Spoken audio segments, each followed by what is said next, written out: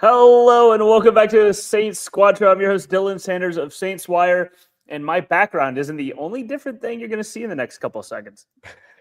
Ross Jackson, host of the Locked On Saints podcast, and oh no, the quarterbacks aren't incredible. John Hendricks, New Orleans football, and I don't care what anybody says, especially y'all at home. Pineapple belongs on pizza, and potato salad goes into gumbo. Facts. This is former Saints wide receiver Lance Moore, and even my Face ID does not recognize me now.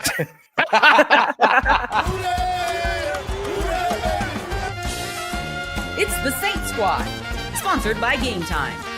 Everything New Orleans Saints, every week. Covering all the big hits and game-changing plays from down in the Big Easy, the way only Locked On Podcast Network can. Get ready and squad up. It's the Saints Squad Show, starting now. Howdy, Who Dat Nation, and welcome back to the Saints Squad Show, part of the Locked On Podcast Network, your team every day. Thank you for making us your first listen every Monday and Thursday. We have a unique group of experts here ready to bring you a fun and informative show on everything New Orleans Saints. Today, it's training camp. We're going to be diving into a bunch of stuff like what's happening in the secondary. What's happening with the running backs? They had a busy day. Maybe not a great day, but like a busy day on Monday. We have the pass rushers actually having a great day. Chase Young, Carl Granderson standing out. And then, of course, we're going to start off with the quarterback update. Today's episode is brought to you by Gametime. Download the Gametime app, create an account, and use code LOCKEDONNFL for $20 off your first purchase. Pads came out, and so are the takes on Monday because there's a growing sentiment that, maybe one quarterback started to do a little bit better than the other. We've mentioned, I've mentioned, Ross has mentioned, Spencer Rattler has had to come out strong in the quarterback battle this year to be able to win it, and that's kind of what he's done.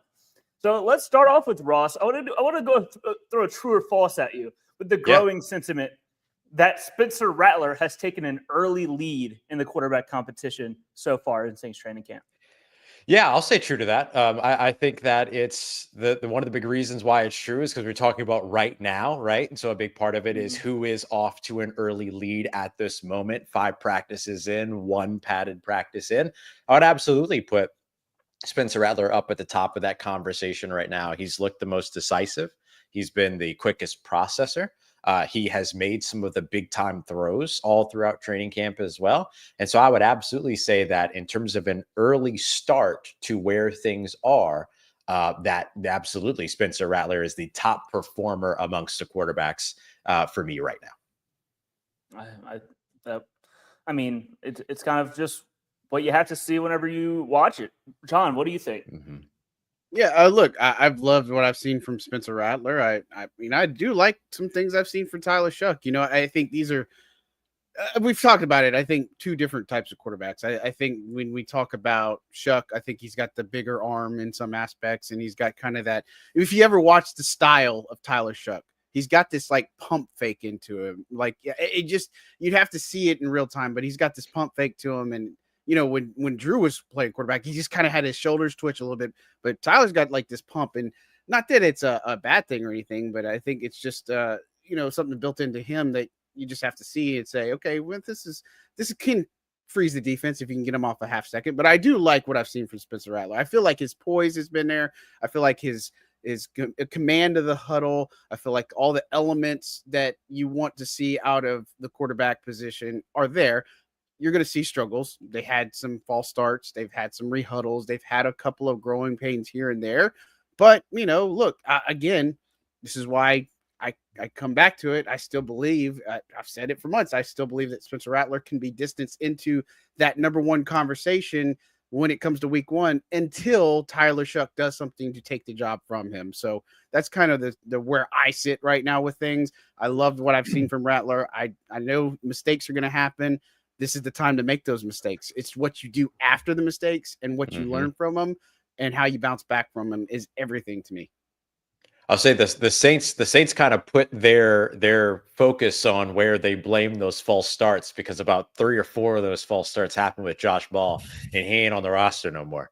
And so I don't think that the Saints are holding that one too much. Yeah, you already know for sure. But 3 or 4 of them were all 79, and so I think the Saints have kind of thrown the dart at that dartboard already, and they're not pinning that one on the quarterback, or at least they've given the quarterback a little bit of a scapegoat for it.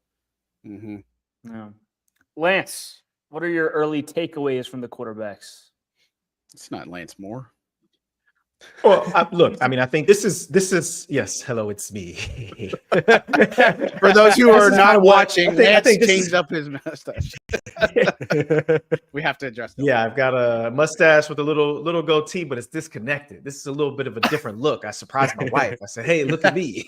Hey, baby. Anyways, hey, baby. I think this was a little bit of kind of what we expected going into training camp, right? Like Spencer Rattler is the quarterback that has played some. Spencer Rattler is a guy that's been around the team some, and a guy that should be the early front runner, I guess, or the early leader in the clubhouse at this point, if we're calling it a clubhouse after 5 practices. But one thing that I've noticed now, obviously I'm not there on the grounds to watch like you guys are, but one thing that I've noticed in the highlights and or the reports that I've read or heard is that Tyler Shough has been a little bit gun shy, a little bit over cautious, and not wanting to pull the trigger.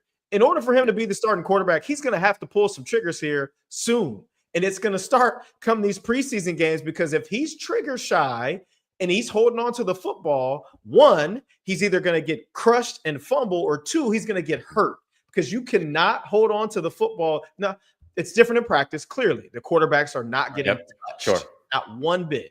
He gets in those preseason games and he's not throwing that football, whether he's throwing it to a receiver, running back, tight end, or throwing it away. He's going to be in pain, because he's going to be getting crushed by the defenders who are all on the other side of the football trying to make teams the same way that 95% of the roster is, right? So I think that while Spencer Rattler is ahead, he understands more that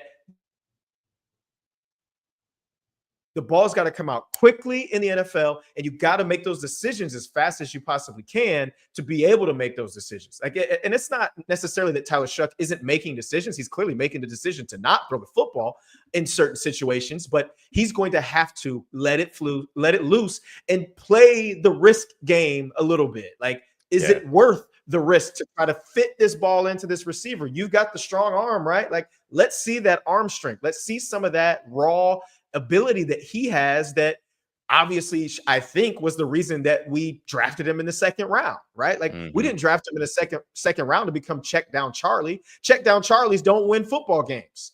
I'm just saying. Right. So like, I love what I'm seeing from Spencer Rattler. I hope he keeps doing what he's doing and continues to improve. I hope that brings Tyler Shough's level of play up as well. And he sees like, okay, I have to start making some of these plays, especially in practice. Because if you're not making those plays in practice, there's no way that you're just going to show up on Sunday and those plays are going to happen for you.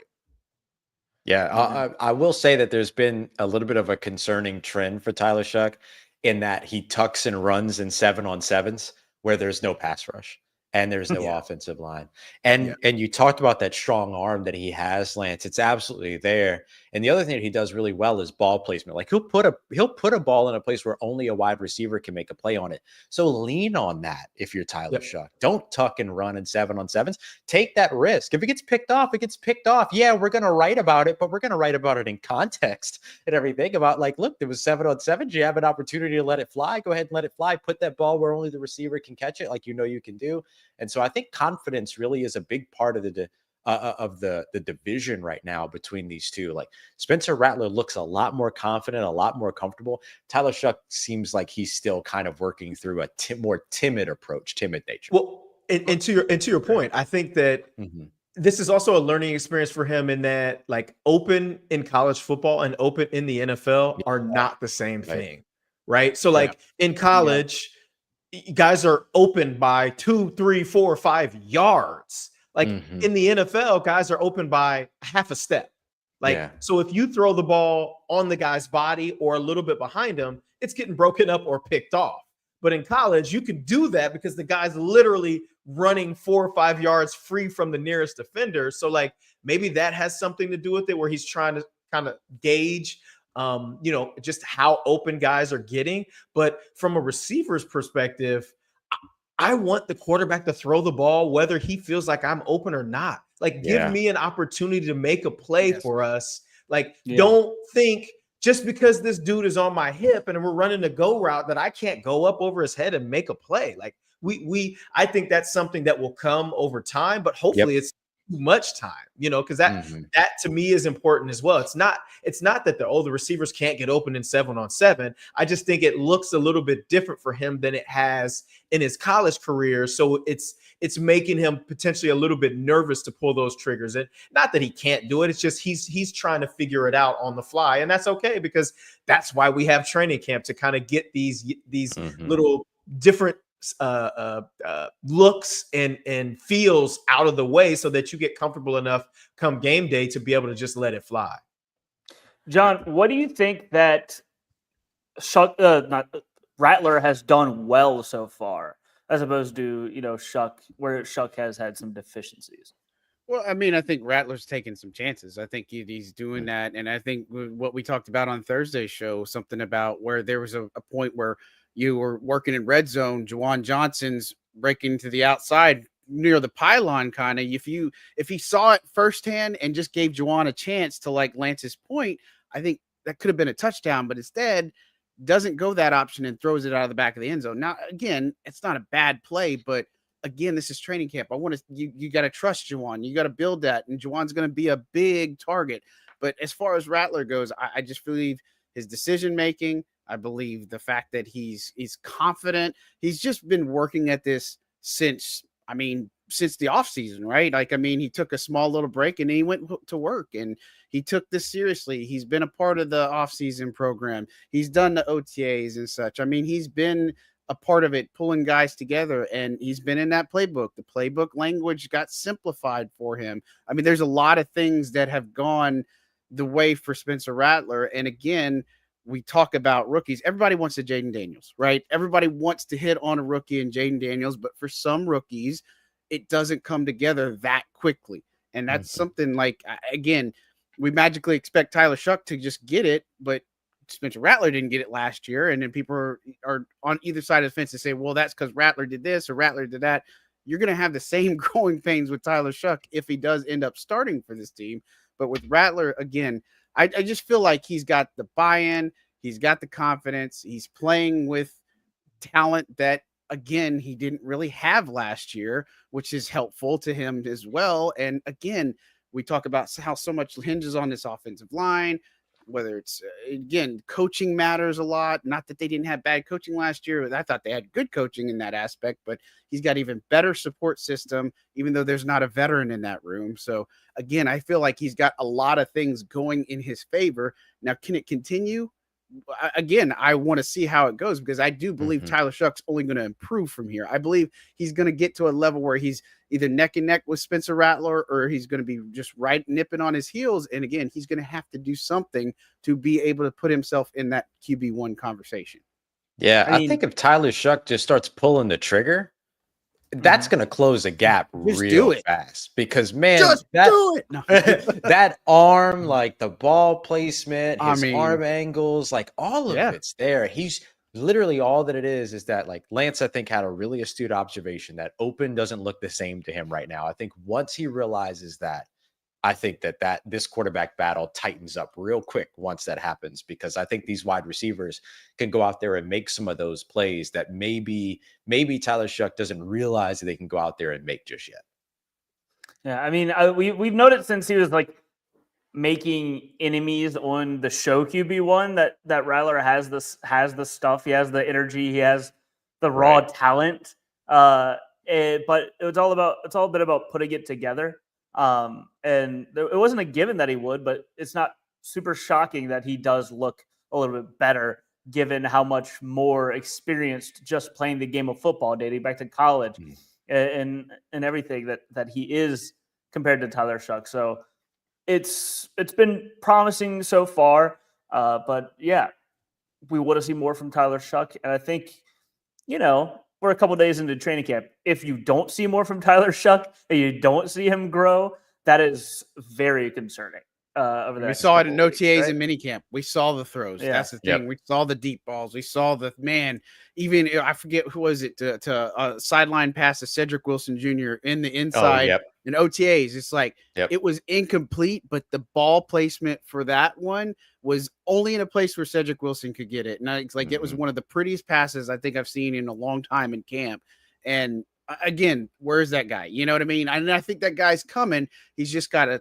I mean, your head's spinning. You're only a few days into training camp, and this is live bullets. You got fans out there. You got a whole bunch of eyeballs on there. I mean, I think in some aspects, and Lance probably could speak to it better than I could for sure. But if you mess up, you feel like, oh man, that's a thing against me. I got to go watch film on it now.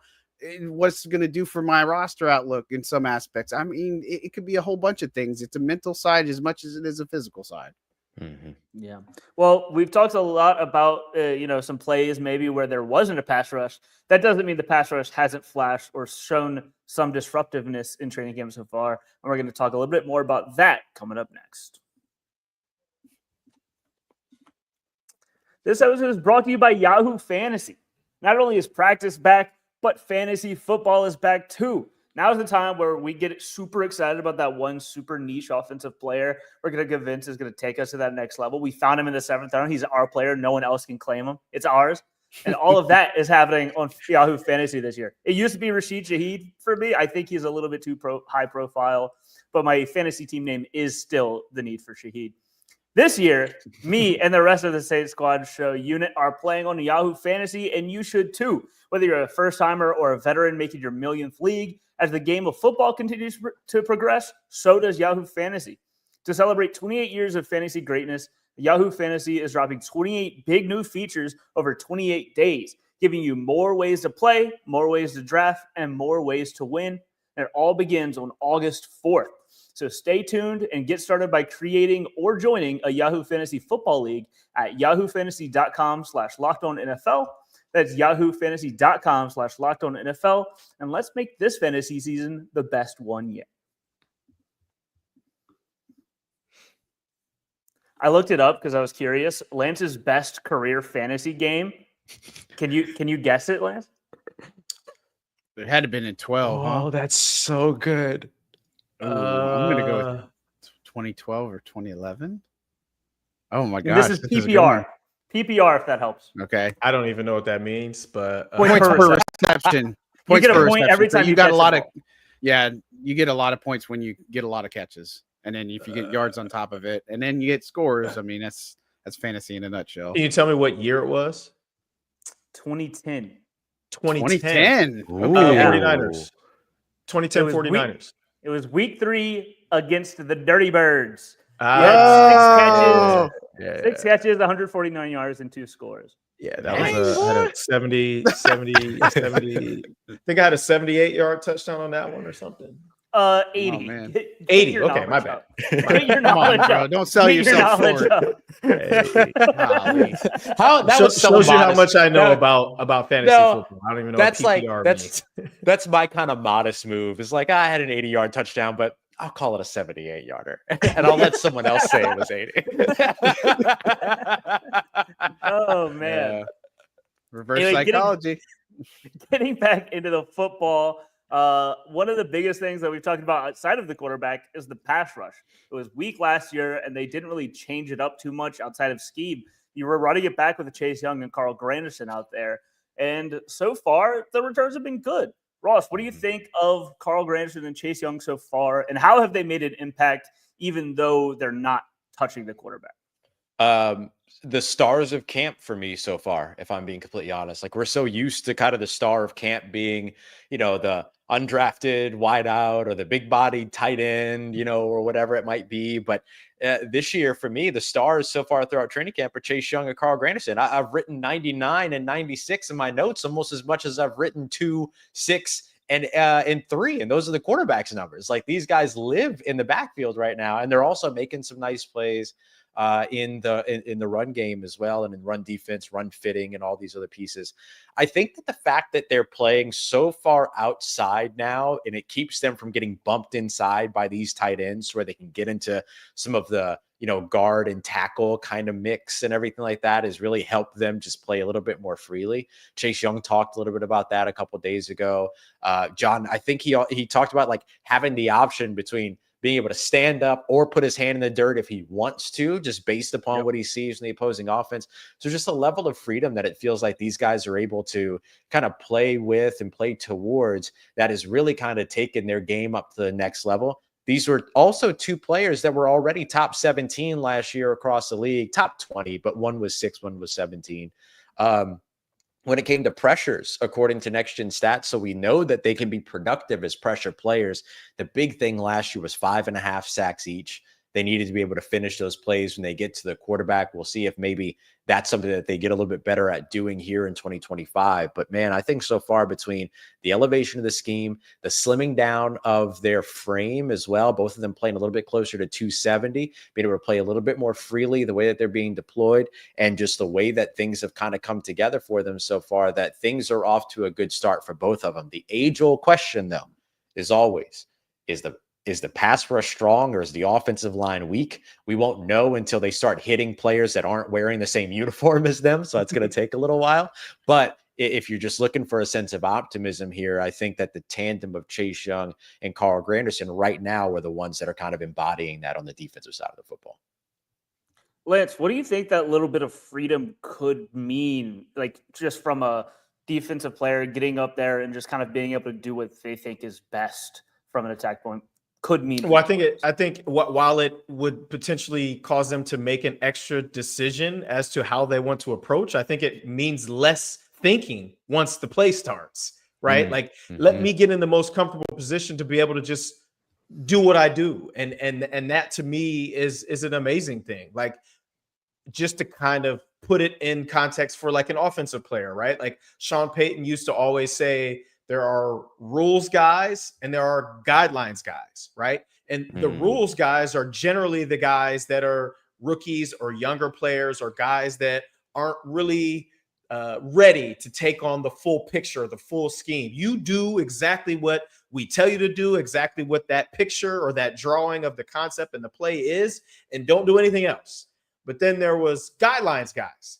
I was the guidelines guy, because I understood the big picture and I could kind of add my little flavor to the things that I was doing, as long as it stayed within the confines of what we were trying to do schematically. I feel like this is kind of the same thing for these guys. It's not like he's talking to a rookie player and saying, hey, you have the ability to do whatever it is you want to do up there. No, he's talking to two veteran players that have had success in the league, guys that know what they're doing, and guys that he understands are going to be super duper important as far as the success of this defense and the entire team goes, to just allow them to do what they want to do, not necessarily do what they want to do, but do whatever it takes for them to just play free. And I think that's a great thing for them. I mean, because they're not handcuffed by, well, I'm in this specific position this time, so I have to do this. It's okay, this is where I'm lining up. This is what I'm seeing on offense. Okay, I'm gonna line up like this because this is what I feel like I'm gonna have my best chance of winning with. And that to me is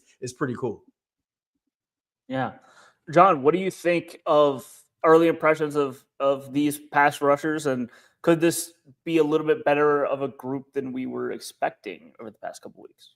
I mean, could be. Yeah, I think so. Look, we've talked about on this show that this scheme fits a Carl Granderson much better. I feel like he's in for a resurgent year.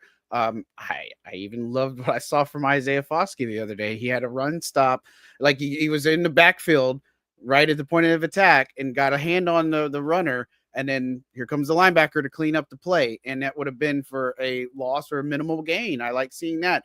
But with Chase Young, look, 5 to 6 pounds lighter. He's playing more like what he was in San Francisco. The fact that he talked about what Ross was pointing out, more freedom in this scheme, which I think is a good thing for him. I think it's a good thing for guys like Isaiah Foskey, because that's what he played in college. I mean, that's the thing. You don't have to have your hand in the dirt. Carl Granderson, another thing, I just don't want to see either of them really drop back in coverage a lot. That's the main thing that I've kind of said, but his confidence level is up. I mean, again, how would I put this? the first year of Chase Young, like last year, he wasn't a real talkative guy. But when he talked with us the other day on Sunday, it was like we're kind of saying like, who's this guy? Like he's been way more open, more comfortable. Like you could just tell like the excitement level on him, that he's betting on himself this year, that he's really kind of like in a mode where I feel like he's happy. And there is something to that because you got a dedicated edge rusher coach right now. We saw what the debacle of the coaching was last year. I don't think it's by coincidence about him and Bo Davis, like Jay Rodgers and Bo Davis, really putting attention onto this defensive line, letting the players do what they do best. And man, the run defense, I feel like it's on the uptick. It can get there, but man, for the pass rush, again, I want to see it more in the scrimmage setting. I want to see it more against opponents. And again, even at that Chargers game, that's going to be a vanilla defense, right? We're probably not going to see too much of it. You know what I mean? But I do want to see it at some point, not waiting around till week 1 when Kyler Murray's here. Right. But at the same time, I feel like it can be an ascension. Even guys like Chris Rumpf, I feel like he could be something in this, but I want to see it. I mean, I'm not ready to buy and say buy this and all this other stuff yet, but I think there is some promise there with it. And Chase Young was blowing up camp last year. You know that. Like we talked about Chase Young day 1 of camp to whenever he was done. I mean, he was all over the place. So something about practice, man. He just blows things up. But I think he's got a good year ahead of him. Yeah. I mean, to his credit, he blew it up during the season too. He just didn't finish the plays at the quarterback, right? I mean, 73 pressures on a season is no light work. And so, but the thing that we won't ever know is, will they finish the plays at the quarterback, or are we going to see more of the almost sacks, the dreaded almost sack? And so that's the biggest thing that you got to avoid. But I think that the overall success of this pass rush, it starts with Chase Young and Carl Granderson, but it's going to be just as much about some of those other guys that y'all have named: Isaiah Foskey, Chris Rumpf, Cameron Jordan, of course, being guys that are continue to contribute there. Fadil Diggs, potentially Jashean Davis. Like, it's going to be those guys. It's going to be those other guys that are playing the 3-4 ends. We've seen Nathan Shepard be disruptive, rushing off of that defensive end spot. Brian Brzee as well has given, Trevor Penning fits throughout camp so far. And so I think that those are going to be some of the other things we got to keep an eye out on. So where, it's going to be spearheaded by these guys at the top of the conversation, but really it's the rising tide raises all ships. So you want those other guys consistently contributing as well.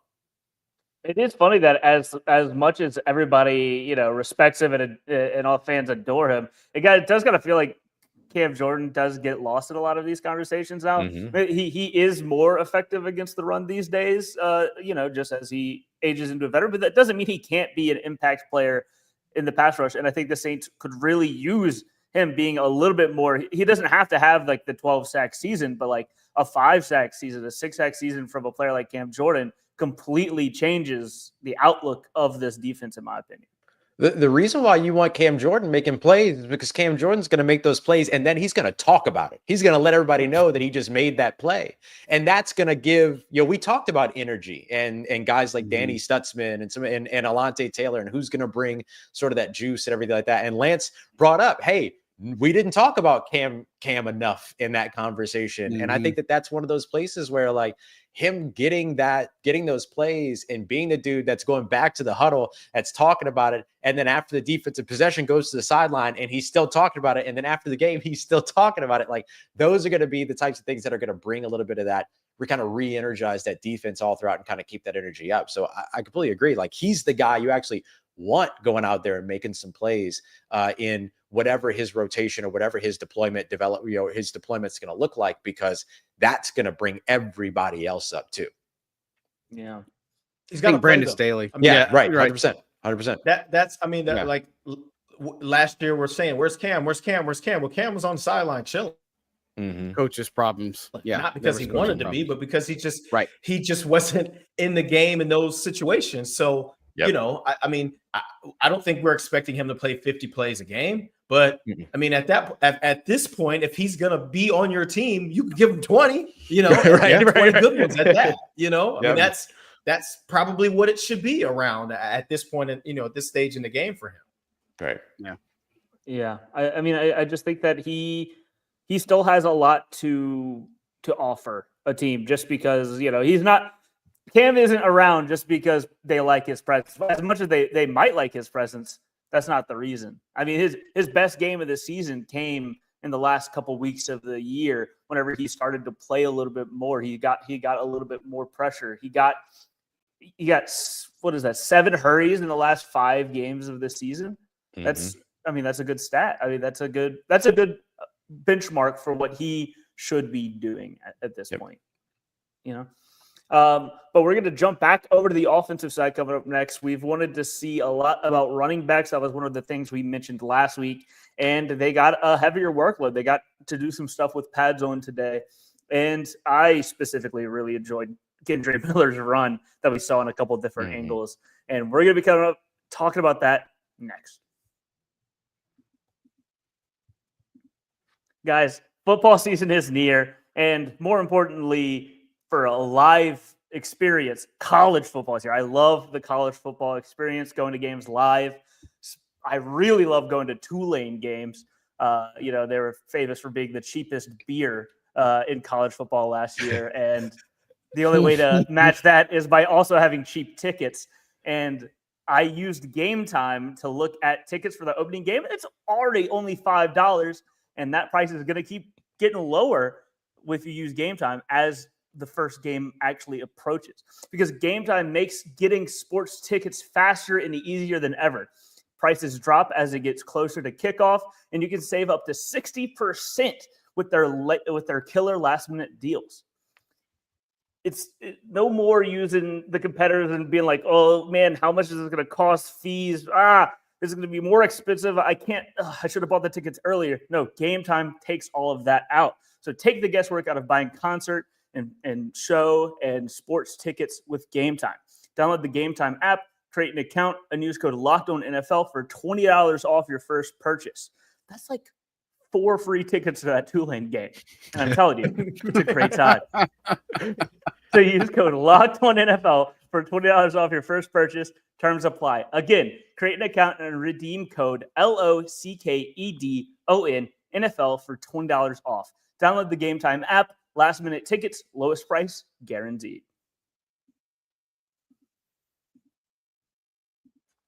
Running backs, we have Alvin Kamara. We have everything else, and you've needed someone else to emerge from that amorphous blob of depth running backs.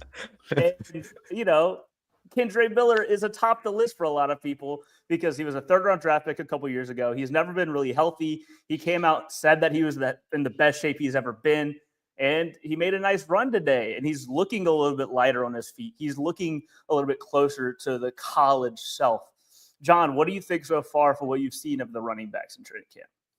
Yeah, look, I mean, start with Kendre Miller, leaner frame. I mean, he's running an offense. He's in an offense. He said it's kind of similar to TCU, so that's good. The number one thing is his health, right? He said he's finally 100%.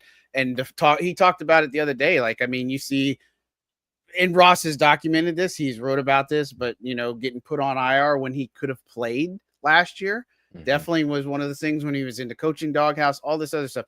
The guy's got an enormous amount of talent. He's got an insane amount of talent. Is this year that he puts it together? I really hope so, because the Saints really need it, right? I know AK is going to bring it. They need that second punch. They need that third punch too. So I love the concept of a Cam Akers or a Clyde Edwards-Helaire potentially, or Devin Neal. I mean, there's a lot to sort out in this running back room. Look, I think Cam Akers has been a guy that's getting a little bit more looks here, especially with no AK. Sometimes they're scaling back AK. They want to get an extended look at a guy like Cam Akers or Clyde Edwards-Helaire, because I think they fit this offense as well. But man, the story has got to be Kendre Miller and how good he looks, and he's finally healthy. He's not having to play and through anything. It's just a relief, and it's a wonder about when guys come in and Ross, I think this is your question about the knee from TCU, like carrying over and all this other stuff.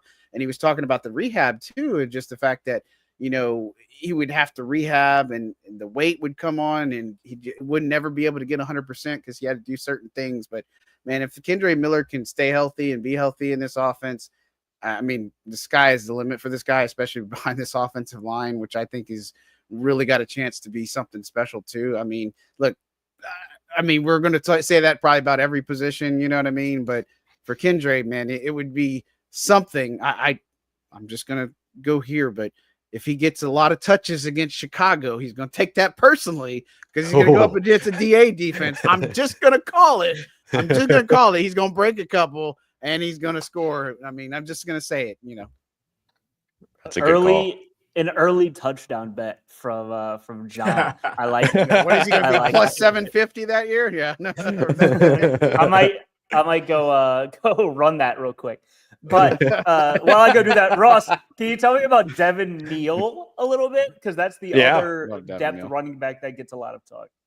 Yeah, it's been really interesting sort of watching. You try to steal hints wherever you can, and sometimes it ends up being a thing to where, like, depending on when you're watching individual drills, like the order in which players take their individual drills can sometimes give you a little bit of something that you can choose to read into. We are journalists after all. We'll put a story where there isn't. But, when you have something like, running back, the first running back is Alvin Kamara, but then the second running back is Clyde Edwards-Helaire, and then the third running back is Devin Neal, and then the fourth running back is Kendre Miller. You might look at that and be like, I wonder what that means. But that's kind of just really kind of shows you a little bit of how quickly things have kind of caught on for Devin Neal. And we're seeing him get run with the first team. We're seeing him, get additional opportunities. And we've seen him too, particularly on Monday when those pads went on, him picking up throwing blocks and picking up, pressure players and things like that over the defensive side, a little bit of that additional value that he brings.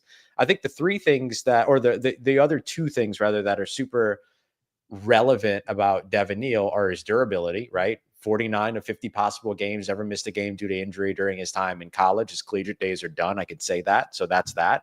And then the other thing is just his ability of, high level of production, over 1,000 yards over each of the last 3 seasons, 16 rushing touchdowns over the course of the last 2 seasons, his production, his durability, and the versatility of different ways that he can impact a football game as a rusher, as a receiver, as a blocker. I think those are all things that you're seeing carry through so far during training camp. He hasn't had any real breakaway explosive runs, but we've also only seen really 1 day of padded practices where it was a lot of run game install. And in particular, it was downhill gap scheme run game install. So it was a lot of, 2nd and 2, 3rd and 2 type runs, 1st and 10 type runs, nothing where you're, doing anything too crazy. But we know that that's only going to get more and more innovative as Kellen Moore gets more and more of his run game system in. So I'm really excited to be able to see more about Devin Neal fitting into what Kellen Moore is looking to do from the more innovative side of things, as opposed to the early portion of the install that we're in right now. So I think still the best is to come for Devin Neal, but we're already seeing some indicators, at least, that there is a lot of faith in him and a lot of belief in what he could be in this offense. One thing to add real quick. I'm sorry. Yeah. One thing to add too, just so everybody knows too, both him and Kendre Miller are on the punt team, not the primary punt team, but they're on the secondary punt team. And so again, we talk about special teams, other things, like you got to be versatile. The more you can do, especially as a rookie, like Devin Neal, he might not get a lot of carries, but if you can bring that value on special teams, and even Kendre Miller, I mean, I don't want to see him go tackle anybody, but he's got speed and all that. But Devin Neal, I mean, it's a tribute. And so they may have to pick between Clyde Edwards-Helaire and Cam Akers if Devin Neal gives them something that they don't really have. I mean, you're not going to keep 5 running backs. You're not. So, Lance, I want to talk to you. This talking about the other running backs isn't to say like we need someone to come up and replace Alvin Kamara, but how important is it to even Alvin Kamara himself having a good year to have another impact running back behind him? Well, look, that was basically the premise of what I was going to say.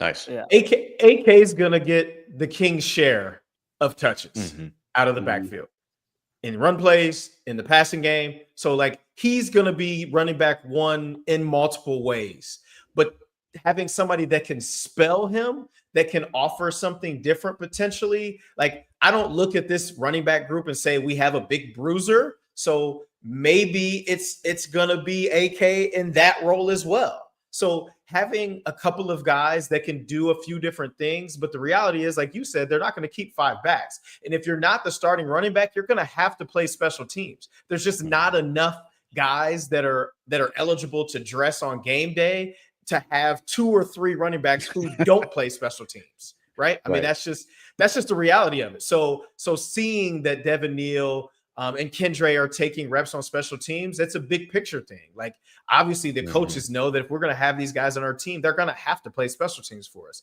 Whether they're in the first punt group or not is really irrelevant. They're getting reps at the position, which then in turn would lead me to believe that they're going to get reps in the preseason.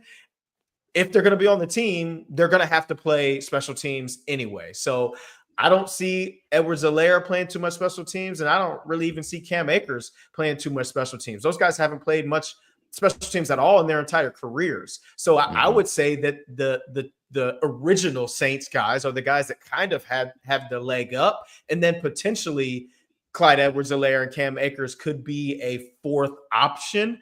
But who's to say that one of those two guys doesn't have a crazy preseason and then end up running back 2, and then the other 2 young guys end up playing special teams, right? So like there's still opportunity, and I love the fact that there's 5 guys that have ability, and it's not like, you know, we've got 3 guys and we've got 2 just roster filler running backs that are coming in for camp purposes to get reps and keep the reps off of our main guys. I kind of like what they're doing with AK and kind of not overworking him or overloading him in camp, because they do need to see the other guys rep more than AK. You know what you're going to get from AK at this point, right? Like it's not going to change. If anything, I think that they could do more with him this year than was done with him the last couple of seasons. I'd look back to like the Sean Payton AK days of run and pass and just being the dynamic player that he once was in this offense. But yeah, I mean, allowing him to kind of not necessarily rest more, but just not overwork him in camp and allowing the other guys to kind of work it out. That's exactly what you want. The competition is going to, I think, bring out the best in all the guys.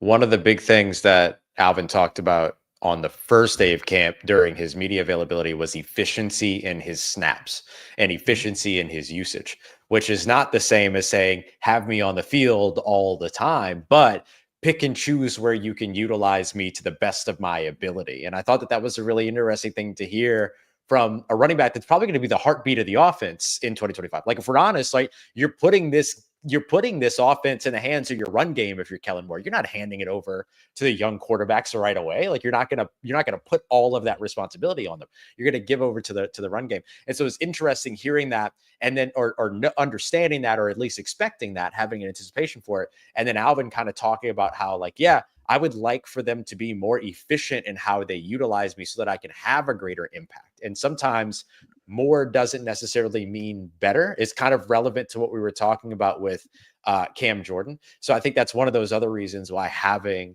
just building on what you guys are talking about, having those other backs that can come in, even though Alvin's going to be more of a bell cow more than likely than anything, but having those other guys that can come in and spell them and just take a first down run every now and then between the tackles so that he doesn't have to. That could make a big difference when you're trying to target him in the passing game in third down, for instance.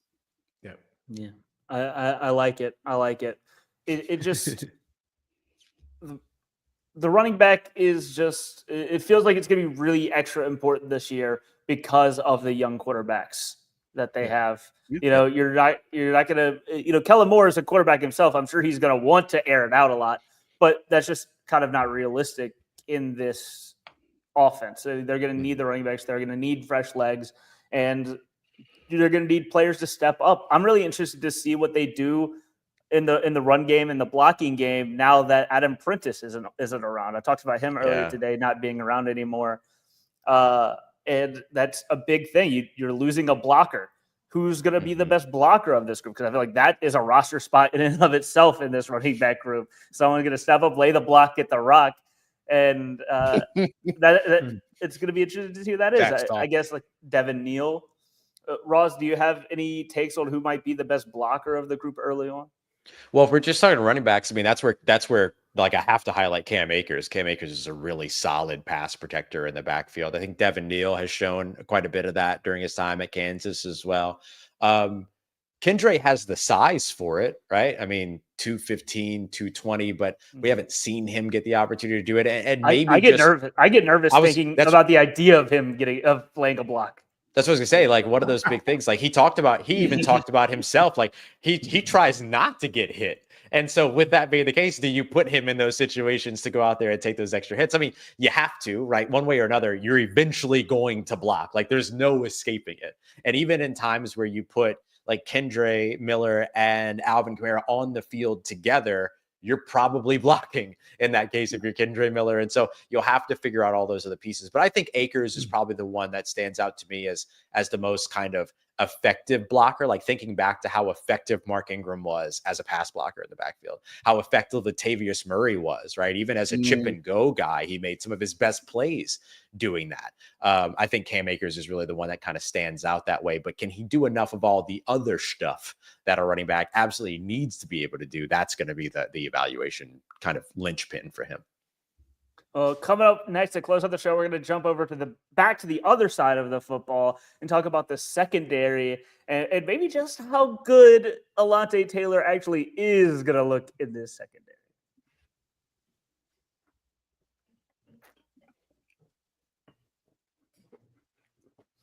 Wrapping it up today, we're going to be talking about the secondary, cornerbacks, safeties. The safety room has looked completely different than it did from a year ago. The cornerbacks really too. We've talked about that.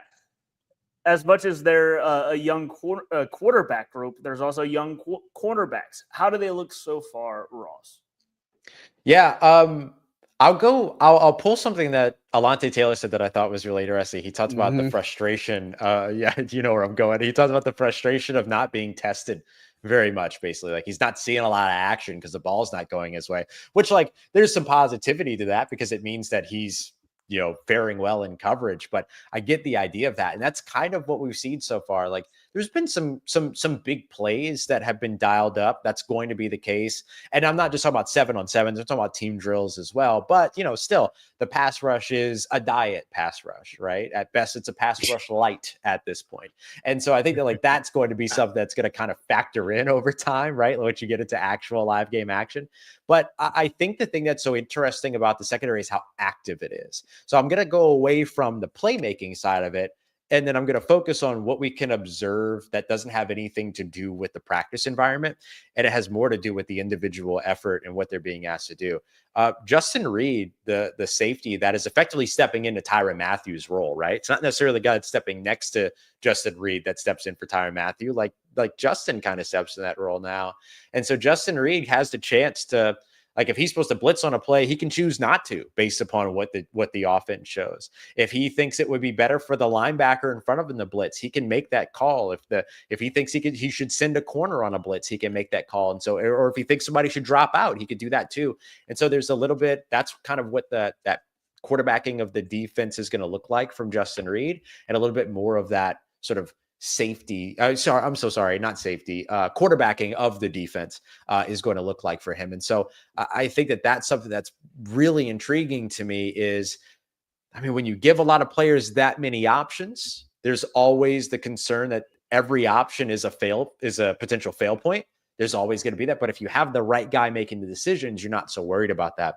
And so I'm curious to see where Justin Reed sits into that. But I think that has been the thing that has kind of been most interesting to watch, is how the fluidity as well as the kind of freedom of the secondary has allowed them to play a very attacking role. And even though you have a guy like Julian Blackmon who, you know, dives to make a play and it turns into a big catch and run on a slant by Rashid Shaheed, you took the risk. And I think that risk reward assessment typically favors taking the risk. And so when there's 10 other guys on the field around you. And so I think that with all of that considered, I like how aggressive the secondary has been so far, even though it doesn't always end up meaning 7 interceptions in a practice or anything like that. The aggression that we're not seeing in the quarterback and at the quarterback position, we're certainly seeing in the secondary. Lance, how important is it now with Tyrann out to have a guy like Justin in that safety quarterback of the defense role? Well, it's super important. And I mean, obviously he's a guy that's going to make the whole back end go. Now, obviously he can't play all of the positions, but he can make sure that everybody's getting lined up where they're supposed to be, make sure that everybody's on the same page, make sure when there's a check to be made, the check is made, everybody gets rebooked onto the right page. Yeah, I mean, it's extremely important. But I want to address Alontae Taylor. Like, he's worried about not getting targeted, like just keep playing, bro. It's coming. Because it's not, they're not scheming for him. You know what I mean? It's not like they're in the meetings like we can't throw at Alante. Like that's gonna come. So he just needs to keep playing, and like once the ball's thrown his way, then make the plays on the ball and maybe make the quarterbacks that you play against every single day not throw the ball at you. But we're 5 days into camp. It's coming now. And did they do one-on-ones today? No one-on-one yet. No one-on-one. See, it's not wide receiver. Yeah, that's true. That's true. He'll get it then. He's going to get his opportunity. And then even, I mean, if we're looking a little bit more forward, like in the Charger game, it's going to be no holds barred now. Like if he's in the game now, they're going to throw the ball his direction. So like they did last year. Just be ready. Exactly. Yeah. You know, just be ready. But look, the group is young. The group is active. They're energetic. They seem to be forming some a semblance of chemistry back there. And it's not a situation where Tyron practiced the entire offseason and then decided to retire, right? Like he didn't practice during OTAs and minicamp, correct? Correct. Yeah, correct. He did some. What was it, John? During mini camp, we saw him a little like shut bit, up towards but the end. Yeah, but that was it. Yeah, but I mean, as like, far that ain't as for like the chemistry of the group was not disrupted by Tyron retiring, right? Because they had all kind of been working together, you know, pretty much the whole offseason now, with the exception of Blackman, obviously. But no, I mean, having a guy, and it's not even just what he provides on the field, Justin Reed. It's the off the field presence as well. It's the Super Bowl champion. I've been there. This is the things that we need to do to achieve our goals. We could be one of the better groups in the National Football League if we do these things, you know, the right way. And you know, another veteran leader on that defense that, for me, you know, I don't know that it could have worked out any better. You know, when you lose somebody who was as important to this team as Tyron was, to have another guy, even though he's a newbie, another veteran guy step up and be that veteran presence for that group. I mean, that's what you love to see. This might be stupid, but Justin Reed stepped into Tyrann Mathieu's role in Houston, and then Justin Reed stepped into Tyrann Mathieu's role in Kansas City. And now he's doing it again in New Orleans. I know those are different systems and different philosophies and identities and everything like that. But there is I wonder, let me say it that way, if there is something about that he not only is somebody that brings all of that, but also literally has experience stepping into the role of the guy that just retired from the team. You know what I mean? I mean, I feel like that has to have some sort of impact, because like he knows what the secondary is missing. He knows what it's like to have had Tyrann Mathieu and to not have had Tyrann Mathieu. Like he knows what to expect and what is needed to be replaced. So yeah, I mean, I haven't even thought about that. That is a great point, Ross. John, not a lot of guys that you see do something like that. So it's I know. this is interesting. This again? Yeah. Look, John, I think. So yeah, well, look, I think there's a couple things, and so something to go. Lante talked about. He was asked about the safeties and the importance of the safety. What do they do? And he said the safeties point out what we need to do, basically. And so that's to point back to Justin Reed and how important he's going to be. I mean, that's just kind of one of those things where you want that guy with that football IQ, somebody that can do that and step in and be able to do that, obviously. And it's really going to be interesting to see how that comes together. And we talked about communication on the last show and how important it was and such. And look, I tell you what, Julian Blackman made a pick on Sunday. It was Saturday. Well, no, it was Sunday. It was Sunday. Excuse me. I can't get my days you're right. Right. It was Sunday. It feels like, days away from that, but he made a pick on Jay Kaner and Sevens. And when they moved to the inside practice, I mean, this dude tracked the ball like the whole way. And like he went up and got it with his hands and stuff. Like the receiver probably could have had a chance, but he just played it so perfectly. And I just love Brandon Staley's reaction. He's like, I've been waiting 5 years for this. And, he's talking about how so psyched he was when he was coming out of Utah and wanted him and all this other stuff. And so, look, that gets me fired up, right? Like, I really feel like, between him and Jonas Sanker, and then we still got to figure out what Jordan Howden and stuff. I mean, there's a lot to be figured out in the safety room. And then, the first injury at camp was JT Gray and such. And we know he does not somebody that they really necessarily rely on as a safety, but again, if Blackman can get up to speed, I feel really good about it. I love Justin Reed. I think he's going to do extremely well in this defense. It's just who's going to be his partner in crime, and I think that's something that we'll have to wait and see how it figures out. But again, going back to what we talked about the pass rush, if the pass rush can get there, it makes the guys in the secondary their job a lot easier. So you don't want to be on somebody for 6-7 seconds, right? Like you want to be able to make that a bang bang type of play and such. And so I feel like that secondary, the corners, I'm getting a good bit of vibes from them. It's a little bit different. And like we've pointed out in previous shows, they're going to be 4 brand new players that are playing and starting this year. That just is. You had Marshawn and Paulson last year. You had Tyron and Will Harris. And now it's completely different this year. And so I think there's something to be excited about in that aspect. I really don't think that this isn't part about the players themselves, but it definitely has an impact on the players. It just feels like a different vibe with this coaching staff. We've talked a lot about it going up to OTAs and leading up to this point, and we're seeing it now more than ever. Kellen having a Q&A with the fans after camp. He's doing a sweepstakes to have lunch with fans. Like, could you imagine Dennis Allen having lunch with the fans? Like, no. Like, there's no shot. He's taken a way different approach, though. We pointed this out on shows, how he's getting active in the community, but it's not just players in the community, it's coaches with him. He's the one that's jumping into it. Mm-hmm. So it's not just making the appearance at the Pelicans game or something and just waving and all this stuff. Like, he's really embraced this. I think he's done a really good job of coming in here and running the program the way he wants to. Well, he's also a millennial former player, right? Yeah. Right. Like, he gets it. He gets it. Yes. And I think over the last couple cycles where he's interviewed and not gotten head coaching jobs, I think that's allowed him to kind of even more so prepare himself for this job.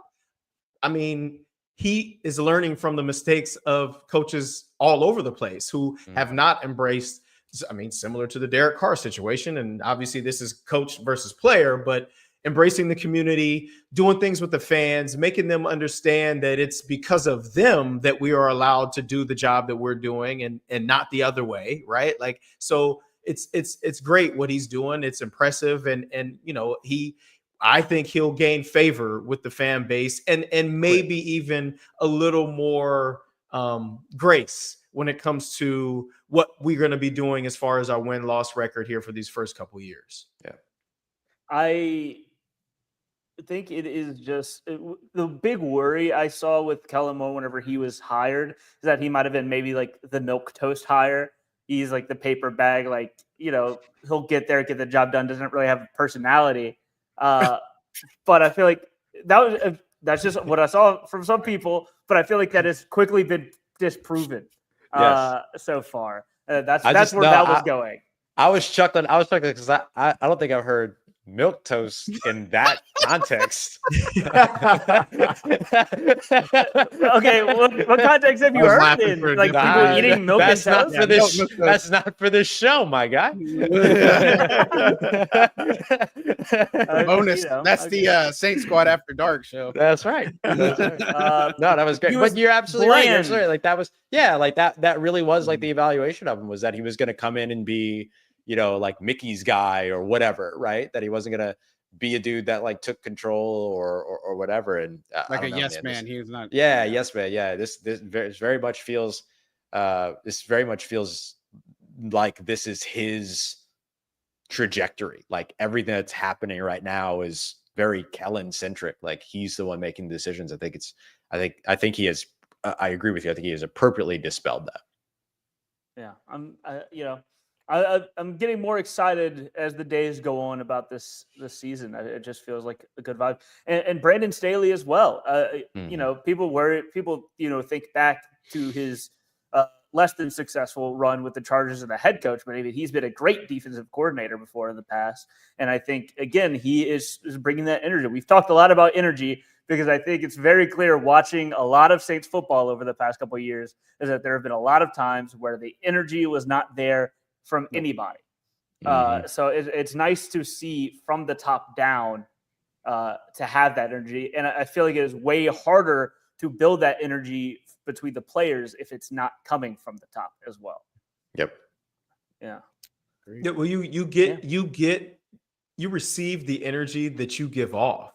So like if the figurehead, let's just say, it could be the GM, could be the head coach, could be a position coach, coordinator, whoever, if they are lethargic or low energy, what do they expect to get from the players? Now, the onus, in my opinion, the onus is mostly on the players themselves to provide energy. You play in the NFL, for crying out loud. But still, if you have a voice that's in front of you that is mid at best, then it's going to be kind of hard to feed off of that energy. You know, like I don't know. I feel like right. You don't have to be a rah-rah coach to help provide energy. That I think that's a kind of a misnomer. They think that the coach has to be loud and screaming and rah-rah and cussing guys out. That you don't have to be like that to be a coach that motivates and inspires and has energy to give to the guys, and then the guys feed off of that. But I think while Kellen Moore has a different personality type, I do think that he's providing that right type of positive energy for the troops so far.